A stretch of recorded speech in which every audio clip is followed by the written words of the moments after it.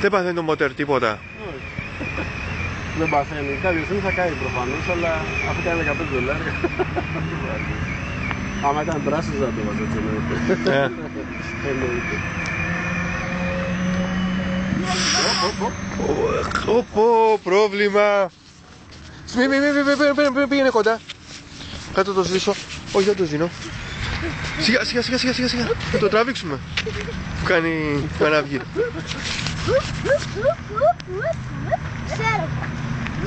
Μην πάτε κοντά, παιδιά.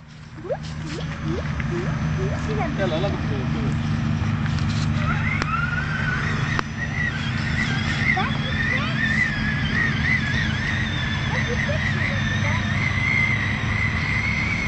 Το πέρασε! Πω, καλά, τρομερό,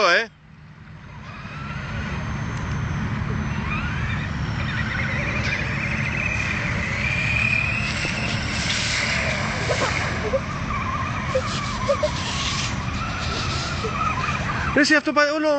Βλακίες, αργά και αηδίες, τώρα δεις, φουλ μπαγκάζι.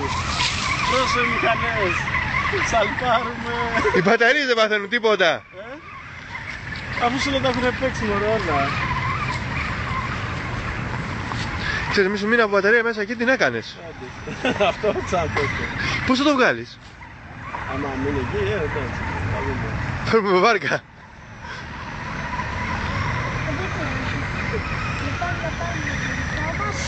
Και θα σε σμπρώξω μετά.